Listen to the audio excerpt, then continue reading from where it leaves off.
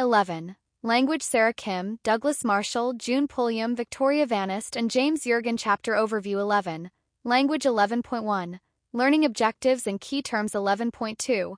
What language is and does. 11.3. Standards for language in public. 11.4. Using effective language in public speaking. 11.1.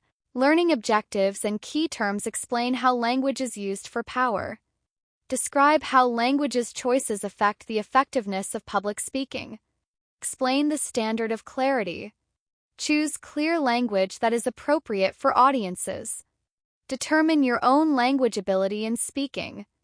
Abstract language. Alliteration, anaphora, antithesis, appropriateness, assonance, cliches, connotative, denotative, ethnic identity, euphemisms, figurative language, hyperbole, imagery, irony, jargon language, literal language, metaphors, parallelism, similes, slang. Learning objectives. Key terms. 11.2. What language is and does. The ancient Romans who studied and taught rhetoric divided its study and process into 5 canons: invention, disposition, style, memory, and delivery. To explain the term style, in this case we refer to not fashion but rather language choices.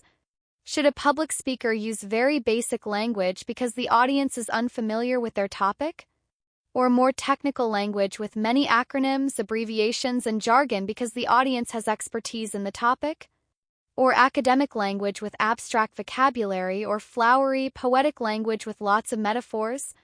Perhaps you have never thought about those questions, but they are ones that influence both the clarity of the message as well as the credibility a speaker will gain during the presentation. However, we would be wrong if we treated language as an add-on to the ideas and structure of the speech. Language is a far too complex and foundational aspect of our lives for us to consider it as an afterthought for a speech. In this chapter, we will look at how language functions in communication, what standards language choices should meet in public speaking, and how you can become more thoughtful and deliberate in using language in public speaking. Language is any formal system of gestures, signs, sounds, and symbols used or conceived as a means of communicating thought, either through written, enacted, or spoken means. Linguists believe there are far more than 6,900 languages and distinct dialects spoken in the world today.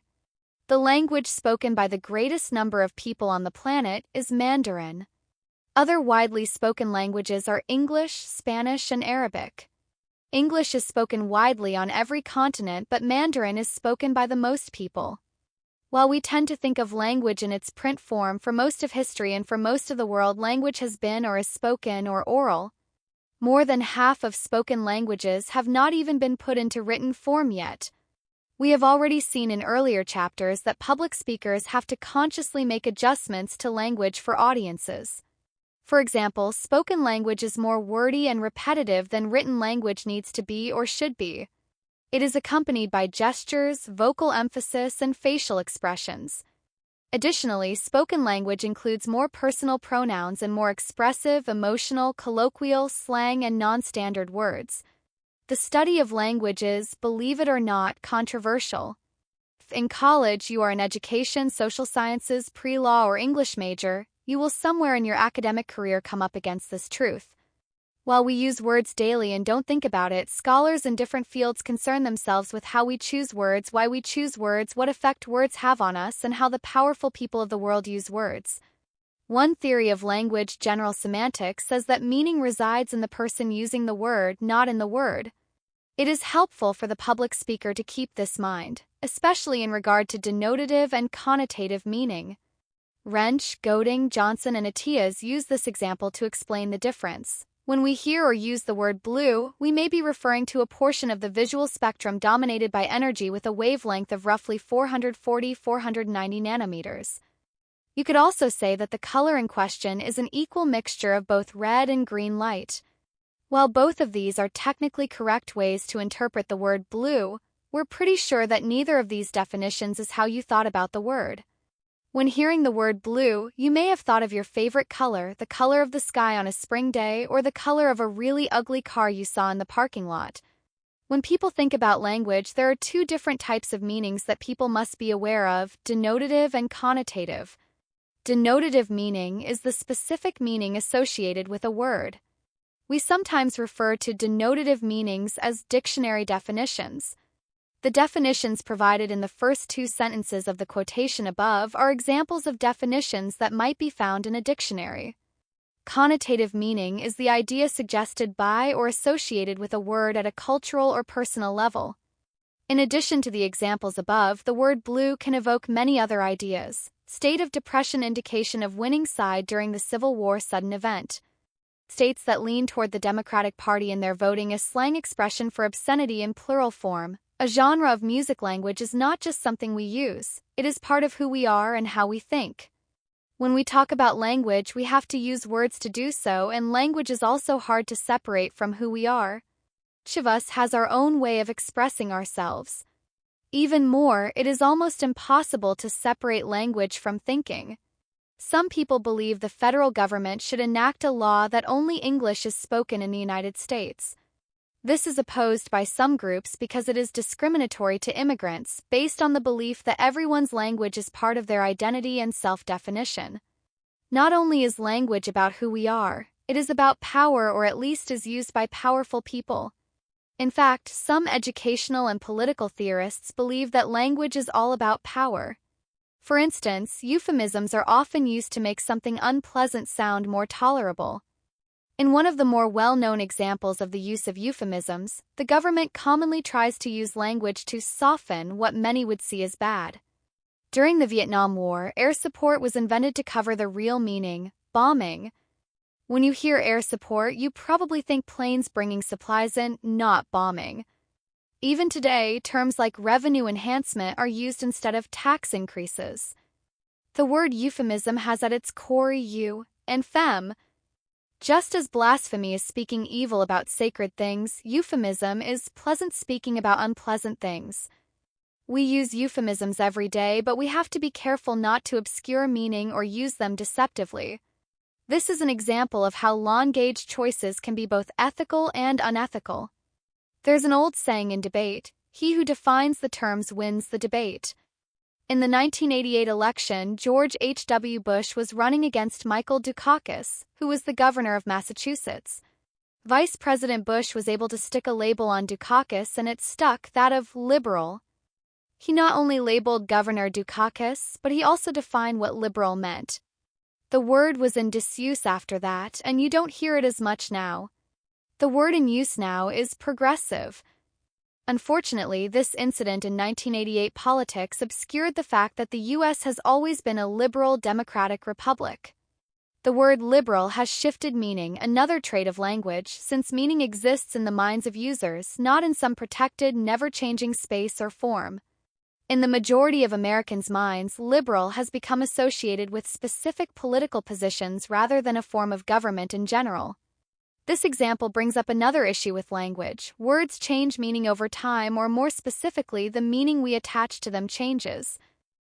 Pretty used to mean clever 250 years ago. Prevent meant to precede, not to keep from happening.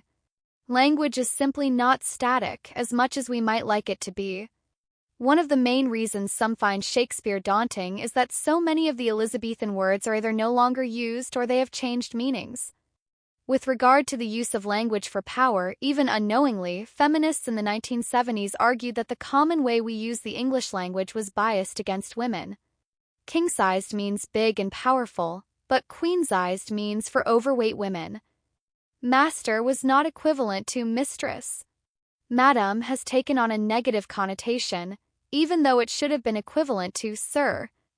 Many words referring to women had to add a suffix that was often less than, such as sora or coed. In the last 30 years we have gotten away from that, so that you often hear a female actor referred to as actor rather than actress, but old habits die hard.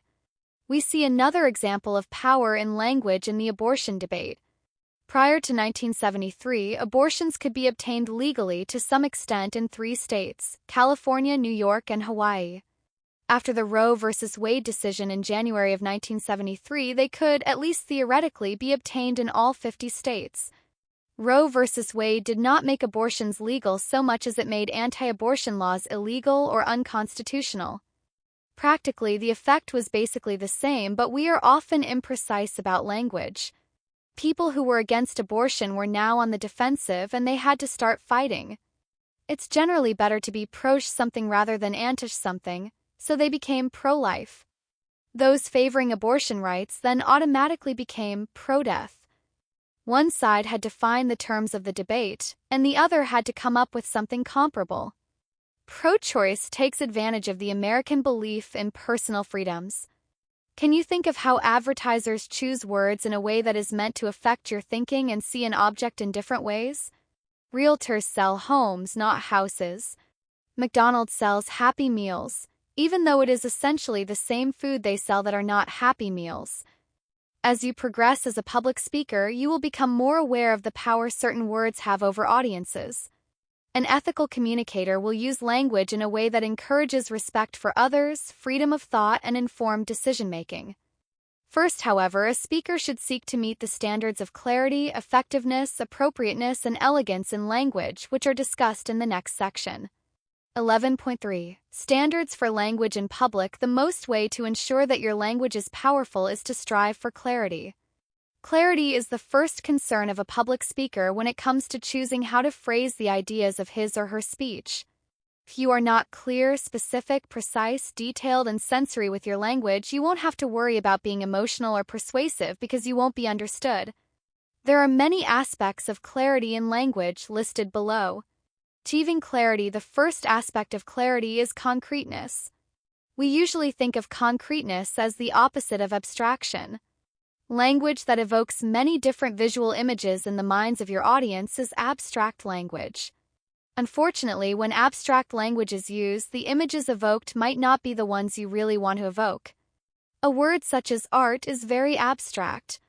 It brings up a range of mental pictures or associations. Dance, theater, painting, drama, a child's drawing on a refrigerator, sculpture, music, etc. When asked to identify what an abstract term like art means, 20 people will have 20 different ideas. In order to show how language should be more specific, the ladder of abstraction was developed. The ladder of abstraction in Figure 10.1 helps us see how our language can range from abstract to very precise and specific. You probably understood the ladder in Figure 10.2 until it came to the word Baroque. Bernini's. You might get confused if you do not know much about art history. If the top level said Bernini's David, a specific sculpture, that would be confusing to some because while almost everyone is familiar with Michelangelo's David, Bernini's version is very different. It's life-sized, moving, and clothed. Bernini's is as much a symbol of the Baroque age as Michelangelo's is of the Renaissance. But unless you've taken an art history course, the reference, though very specific, is meaningless to you, and even worse, it might strike you as showing off. In fact, to make my point, here they are in Figure 10.2. A picture is worth 1,000 words, right? Related to the issue of specific versus abstract is the use of the right word. Mark Twain said, "The difference between the right word and the almost right word is the difference between lightning and a lightning bug." For example, the words prosecute and persecute are commonly confused but not interchangeable. Two others are peremptory, preemptive, and prerequisites, perquisites. Can you think of other such word pair confusion? Your first concern is to be clear, and that begins with using language that is simple and familiar. Familiarity is a factor of attention. Familiar language draws in the audience. Simple does not mean simplistic, but the avoidance of multi-syllable words. If a speaker said, "A collection of pre-adolescents fabricated an obese personification comprised of compressed mounds of minute aquatic crystals," you might recognize it as "some children made a snowman," but maybe not. The language is not simple or familiar and therefore does not communicate well, although the words are correct and do mean the same thing technically. Along with language needing to be specific and correct, language can use appropriate similes and metaphors to become clearer. Literal language does not use comparisons like similes and metaphors. Figurative language uses comparisons with objects, animals, activities, roles, or historical or literary figures. Literal language use says, "The truck is fast." Figurative language use says, "The truck is as fast as," or "The truck runs like," or "He drives that truck like Bubba Wallace at Daytona." Similes use some form of like or as in the comparisons. Metaphors are direct comparisons such as, "He is Bubba Wallace at Daytona when he gets behind the wheel of that truck." Here are some more examples of metaphors. Love is a battlefield. Upon hearing the charges, the accused clammed up and refused to speak without a lawyer. Every year, a new crop of activists is born. For rhetorical purposes, metaphors are considered stronger, but both can help you achieve clearer language if chosen wisely. To think about how metaphor is stronger than simile, think of the difference. Love is a battlefield and love is like a battlefield. Thinkers are encouraged to pick and not overuse them. Also, avoid mixed metaphors, as in this example. That's awfully thin gruel for the right wing to hang their hats on. Or he found himself up a river and had to change horses. The mixed metaphor here is the use of up a river and change horses together. You would either need to use an all-river-based metaphor or a metaphor dealing specifically with horses. The example above about a new crop being born is actually a mixed metaphor, since crops aren't born but planted and harvested. Additionally, in choosing metaphors and similes, speakers want to avoid clichés discussed next. Clichés are expressions, usually similes, that are predictable. You know what comes next because they are overused and sometimes out of date. Clichés do not have to be linguistic. We often see clichés in movies such as teen horror films where you know exactly what will happen next. It is not hard to think of clichés, scared out of my, or when life gives you lemons, or all is fair in, or when describing a reckless driver, she drives like a. If you filled in the blanks with wits, make lemonade, love and war, or maniac, those are clichés. Clichés are not just a problem because they are overused and boring. They also sometimes do not communicate what you need, especially to audiences whose second language is English. I will give you a ballpark figure is not as clear as I will give you an estimate, and assumes the person is familiar with American sports. Therefore, they also will make you appear less credible in the eyes of the audience because you are not analyzing them and taking their knowledge, background, and needs into account. As the United States becomes more diverse, being aware of your audience members whose first language is not English is a valuable tool for a speaker. Additionally, some clichés are so outdated that no one knows what they mean. The puppy was as cute as a button is an example. You might hear your great-grandmother say this, but who really thinks buttons are cute nowadays? Clichés are also imprecise. Although clichés do have a comfort level to them, comfort puts people to sleep. Find fresh ways or just use basic, literal language. The bear was big is imprecise in terms of giving your audience an idea of how frightful an experience faced by a bear would be. The bear was as big as a house is a cliché and an exaggeration, therefore imprecise. A better alternative might be, the bear was 2 feet taller than I am when he stood on his back legs. The opposite of clichés is clear, vivid, and fresh language. In trying to avoid clichés, use language with imagery or sensory language. This is language that makes the recipient smell, taste, see, hear, and feel a sensation. Think of the word ripe. What is ripe? Do ripe fruits feel a certain way? Smell a certain way? Taste a certain way? Ripe is a sensory word.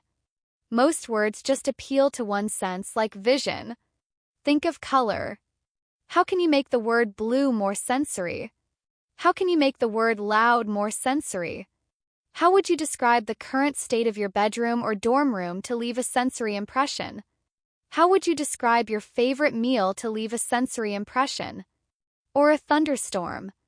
Poetry uses much imagery, so to end this section that discussing fresh, clear language, here is a verse from Daffodils by William Wordsworth.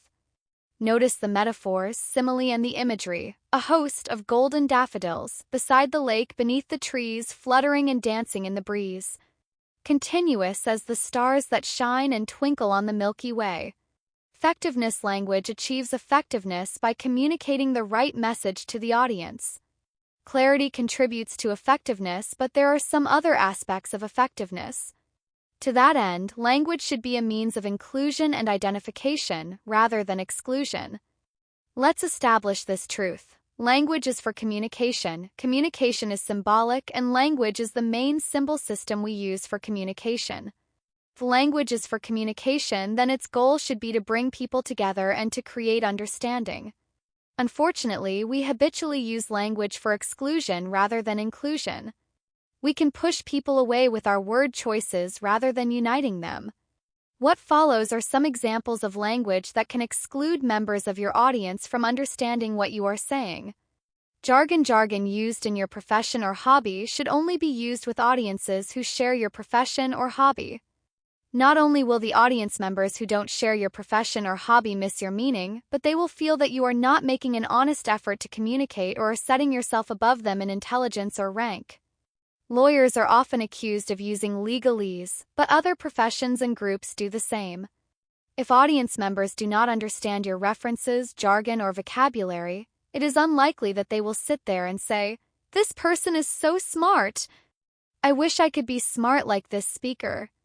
The audience member is more likely to be thinking, "Why can't this speaker use words we understand and get off the high horse?" What this means for you is that you need to be careful about assumptions of your audience's knowledge and their ability to interpret jargon. For example, if you are trying to register for a class at the Authors College and your advisor asks for the CRN, most other people would have no idea what you are talking about. Acronyms such NPO are common in jargon. Those trained in the medical field know it is based on the Latin for nothing by mouth. The military has many acronyms such as MOS. If you are speaking to an audience who does not know the jargon of your field, using it will only make them annoyed by the lack of clarity. Sometimes we are not even aware of our jargon and its inadvertent effects.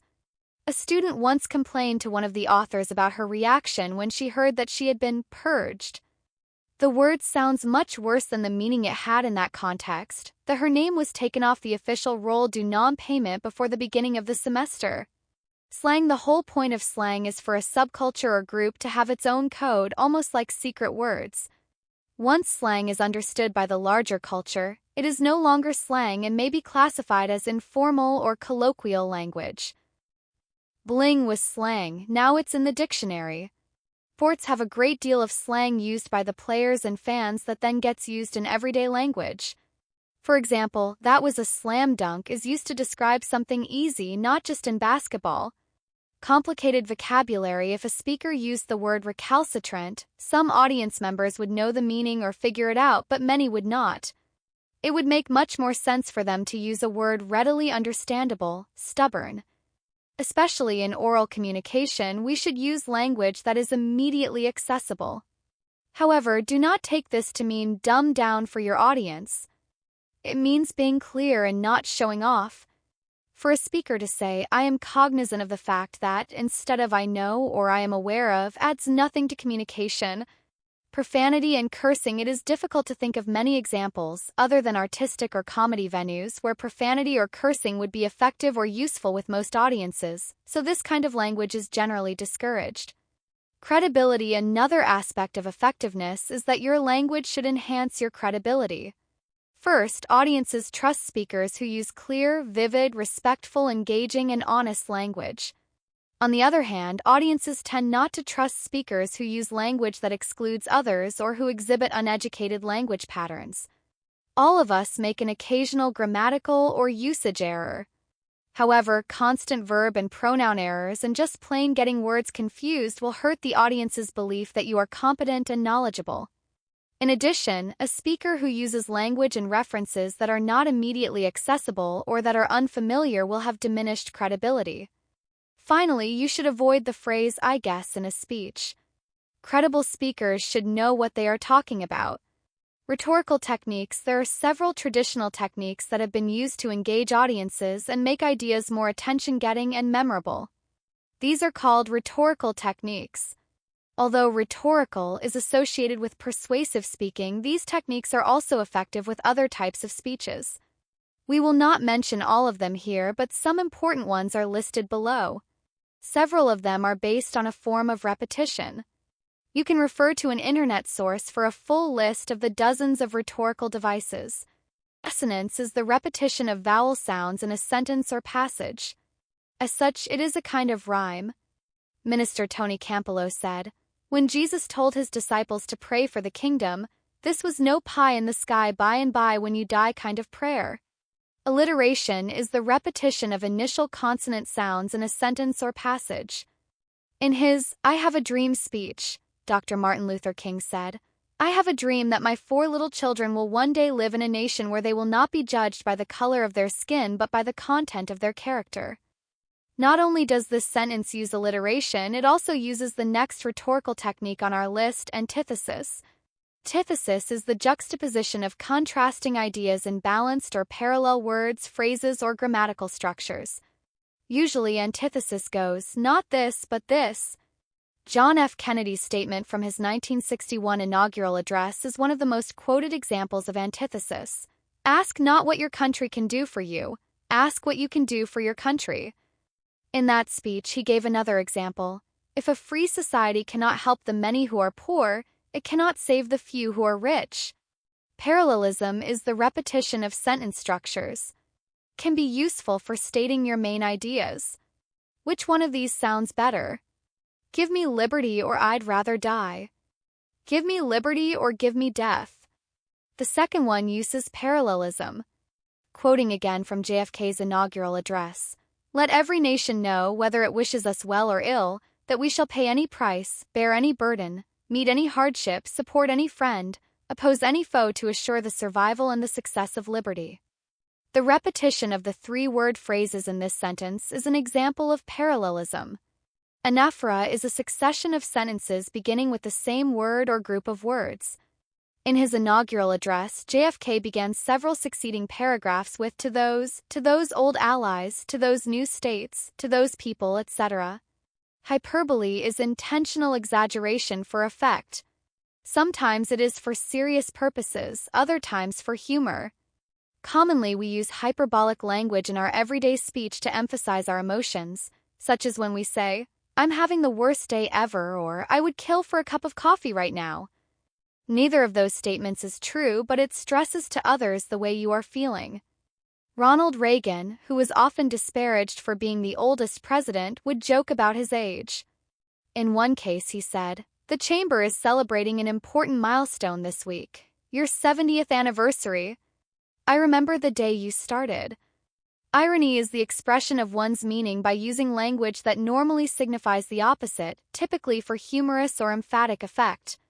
Although most people think they understand irony as sarcasm, it is a much more complicated topic. A speaker may use it when they profess to say one thing but clearly mean something else, or say something that is obviously untrue and everyone would recognize that and understand the purpose. Irony in oral communication can be difficult to use in a way that affects everyone in the audience the same way. Using these techniques alone will not make you an effective speaker. Dr. King and President Kennedy combined them with strong metaphors and images as well. For example, Dr. King described the promises of the Founding Fathers as a blank check returned with the note insufficient funds, as far as the Black Americans of his time were concerned. That was a very concrete, human, and familiar metaphor to his listeners and still speaks to us today. Appropriateness relates to several categories involving how persons and groups should be referred to and addressed based on inclusiveness and context. The term politically correct has been overused to describe the growing sensitivity to how the power of language can marginalize or exclude individuals and groups. While there are silly extremes such as the term vertically challenged for short, these humorous examples overlook the need to be inclusive about language. Overall, people and groups should be respected and referred to in the way they choose to be. Using inclusive language in your speech will help ensure you aren't alienating or diminishing any members of your audience. Gender-inclusive language. The first common form of non-inclusive language is language that privileges one of the sexes over the other. There are 3 common problem areas that speakers run into while speaking: using he as generic, using man to mean all humans, and gender typing jobs. Consider the statement, every morning when an officer of the law puts on his badge, he risks his life to serve and protect his fellow citizens. Obviously, both male and female police officers risk their lives when they put on their badges. A better way to word the sentence would be, every morning when officers of the law put on their badges, they risk their lives to serve and protect their fellow citizens. Notice that in the better sentence, we made the subject plural and used neutral pronouns to avoid the generic he. Likewise, speakers of English have traditionally used terms like man and mankind when referring to both females and males. Instead of using the word man, refer to the human race. The last common area where speakers get into trouble with gender and language has to do with job titles. It is not unusual for people to assume, for example, that doctors are male and nurses are female. As a result, they may say she is a woman doctor or he is a male nurse when mentioning someone's occupation, perhaps not realizing that the statements she is a doctor and he is a nurse already inform the listener as to the sex of the person holding that job. Ethnic identity refers to a group an individual identifies with based on a common culture. For example, within the United States, we have numerous ethnic groups, including Italian Americans, Irish Americans, Japanese Americans, Vietnamese Americans, Cuban Americans, and Mexican Americans. As with the earlier example of male nurse, avoid statements such as, the committee is made up of 4 women and a Vietnamese man. All that should be said is, the committee is made up of 5 people. For some reason, gender and ethnicity have to be mentioned, and usually it does not. The gender and ethnicity of each member should be mentioned equally. The committee is made up of 3 European American women, 1 Latina, and 1 Vietnamese male. In recent years, there has been a trend towards steering inclusive language away from broad terms like Asians and Hispanics because these terms are not considered precise labels for the groups they actually represent. If you want to be safe, the best thing you can do is ask a couple of people who belong to an ethnic group how they prefer to be referred to in that context. Disability, the last category of exclusive versus inclusive language that causes problems for some speakers, relates to individuals with physical or intellectual disabilities or forms of mental illness. Sometimes it happens that we take a characteristic of someone and make that the totality or all of what that person is. For example, some people are still uncomfortable around persons who use wheelchairs and don't know how to react. They may tautologize and think that the wheelchair defines and therefore limits the user. Person in the wheelchair might be a great guitarist, sculptor, parent, public speaker, or scientist, but those qualities are not seen, only the wheelchair. Although the terms visually impaired and hearing impaired are sometimes used for blind and deaf, this is another situation where the person should be referred to as he or she prefers. Hearing impaired denotes a wide range of hearing deficit, as does visually impaired. Deaf and blind are not generally considered offensive by these groups. Another example is how to refer to what used to be called autism. Saying someone is autistic is similar to the word retarded in that neither is appropriate. Preferable terms are a person with an autism diagnosis or a person on the autism spectrum. In place of retarded, a person with intellectual disabilities should be used. Likewise, slang words for mental illness should always be avoided, such as crazy or mental. Other types of appropriateness language in a speech should be appropriate to the speaker and the speaker's background and personality, to the context, to the audience, and to the topic. Let's say that you're an engineering student. If you're giving a presentation in an engineering class, you can use language that other engineering students will know. On the other hand, if you use that engineering vocabulary in a public speaking class, many audience members will not understand you. As another example, if you are speaking about the Great Depression to an audience of young adults or recent immigrants, you can't assume they will know the meaning of terms like New Deal and WPA, which would be familiar to an audience of senior citizens.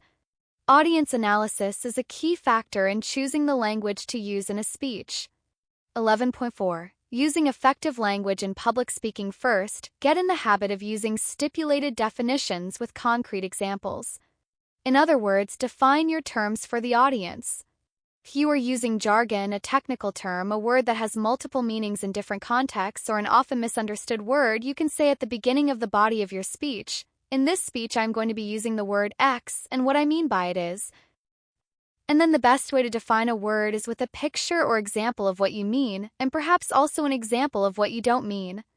Don't worry, this is not insulting to most audiences if the word is technical or unfamiliar to them. On the other hand, providing dictionary definitions of common words such as love or loyalty would be insulting to an audience and pretty boring. Second, develop specific language.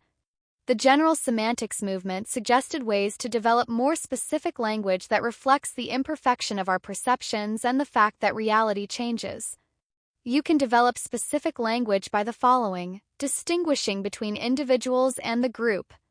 Arab 1 is not Arab 2 is not Arab 3, etc., and none of them are all the Arabs in the world. specifying time and place of behavior instead of making broad statements. What was true of a person in 1999 is not necessarily true of the person now. Using names for jobs or roles instead of people or workers. Avoid always never language. Always and never usually do not reflect reality and tend to make listeners defensive. Avoid confusing opinion for fact. If I say, Frozen is a stupid movie, I am stating an opinion in the language of fact. If you preface opinions with I believe or it is my opinion, you will be truthful and gain the appearance of being fair-minded and non-dogmatic. What should be said is, the first time I saw Frozen, I didn't realize the underlying message of the film, but after I saw it a second time, I understood it better. This sentence is much more specific and clarifying than Frozen is a stupid movie. Using this kind of language also helps make the speaker seem less dogmatic and closed-minded.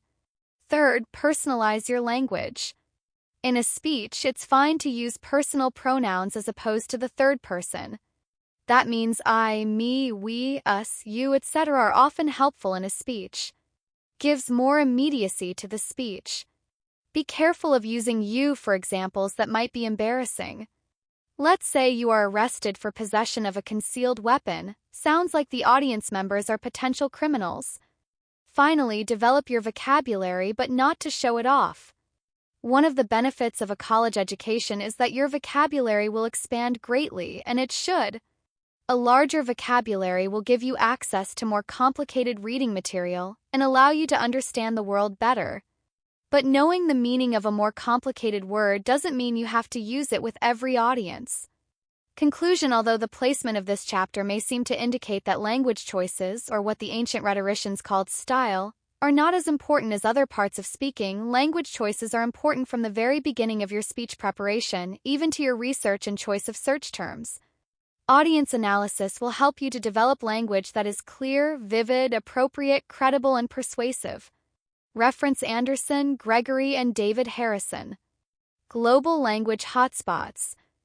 Language Hotspots, Fast Facts, Living Tongues. This page, titled 11.4, Using Effective Language in Public Speaking, is shared under a CC by NCSA 4.0 license and was authored, remixed, and or curated by Sarah Kim, Douglas Marshall, June Pulliam, Victoria Vanist, and James Jurgen via source content that was edited to the style and standards of the LibreText platform.